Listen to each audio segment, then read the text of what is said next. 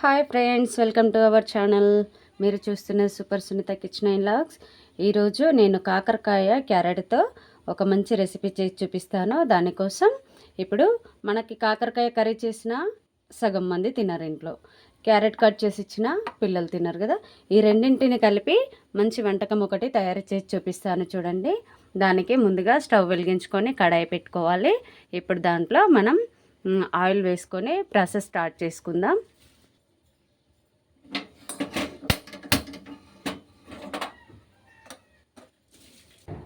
దానికోసం 2 స్పూన్ల ఆయిల్ వేసుకోవాలి. ఫస్ట్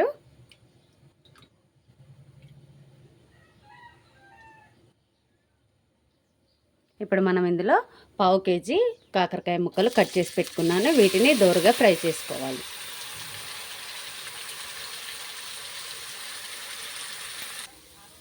ఇప్పుడైతే పించప్ సాల్ట్ కొంచెం వేసి ఫ్రై చేసుకోవాలి.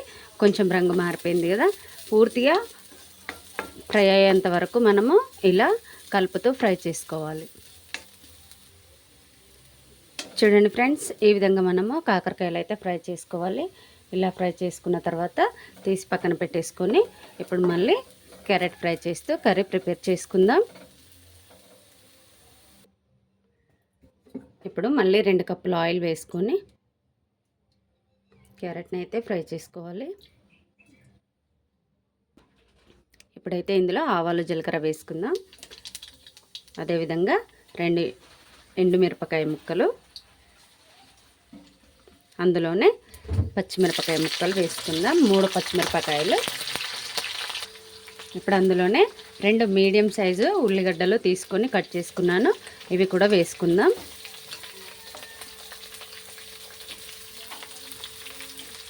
ఇప్పుడు ఇందులోనే కరివేపాకు రెమ్మలు 3 తీసుకున్నాను.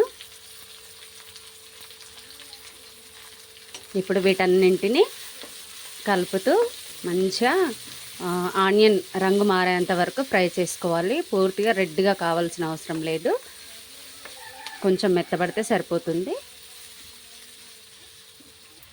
ఇప్పుడైతే ముందుగా తురిమి పెట్టుకున్న 1/2 కేజీ క్యారెట్ ఇందులో వేసేసుకుందాం.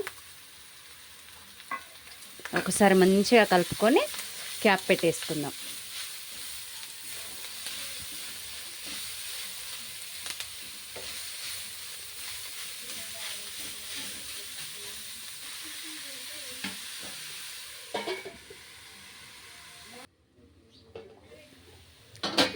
మధ్య మధ్యలో ఈ విధంగా కలుపుతూ మనము పూర్తిగా ఫ్రై చేసుకోవాలి.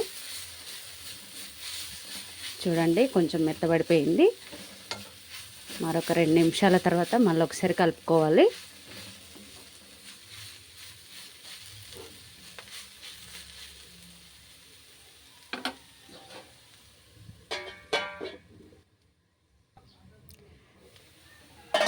ఇప్పుడైతే ఇందులో మనము ముందుగా ఫ్రై చేసి పెట్టుకున్న కాకరకాయ ముక్కలు వేసి పూర్తిగా కలిపేసుకుందాం.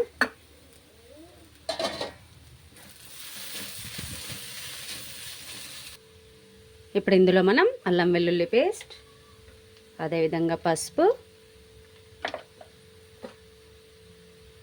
సాల్ట్ వేసి పూర్తిగా మనకు ఇది పచ్చివాసన పోయేంత వరకు కలుపుతూ ఫ్రై చేసుకోవాలి.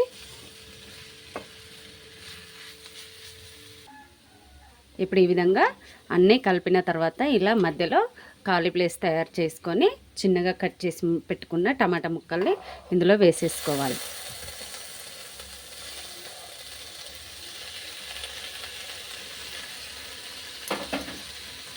ఇప్పుడు దీనిపై క్యాప్ పెట్టి కుక్ చేసుకోవాలి.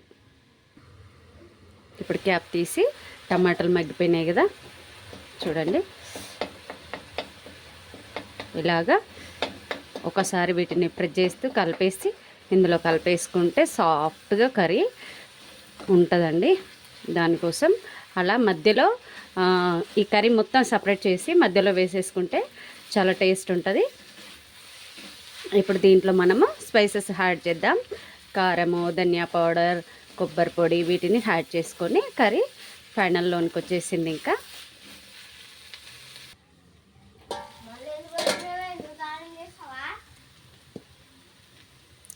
పచ్చిమిర్చి ఎండుమిర్చి యాడ్ చేసాం కదా, రుచికి సరిపడా మీరు ఏ విధంగా తింటారో దాన్ని బట్టి కారం యాడ్ చేసుకోండి.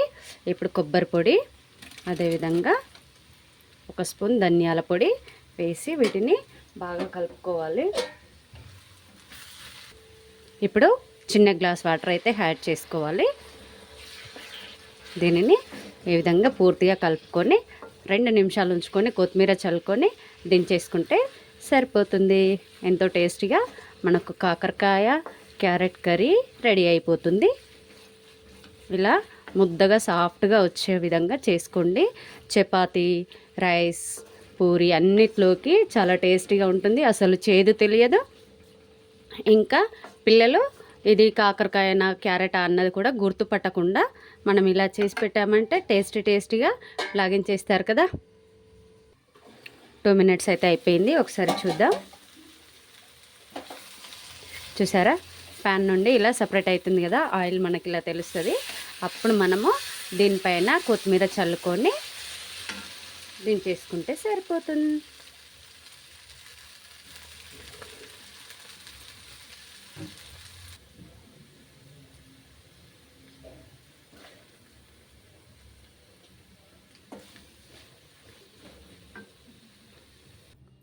చూడండి ఫ్రెండ్స్, ఎంతో టేస్టీ క్యారెట్ కాకరకాయ కర్రీ రెడీ అయిపోయింది. ఇప్పుడు మీకు ఈ ప్రాసెస్ నచ్చినట్లయితే లైక్ చేయండి, షేర్ చేయండి, సబ్స్క్రైబ్ చేసుకోండి. ఈ ప్రాసెస్లో మీరు కనుక ట్రై చేస్తే తప్పకుండా మీ ఇంట్లో ఉన్న పిల్లలు కూడా కాకరకాయలు క్యారెట్ ఎంత హెల్దీ అయిన ఐటమ్ అయినా తినకుండా పక్కన పెట్టే వాళ్ళు ఖచ్చితంగా తినేస్తారు. Thank you for watching. Bye bye.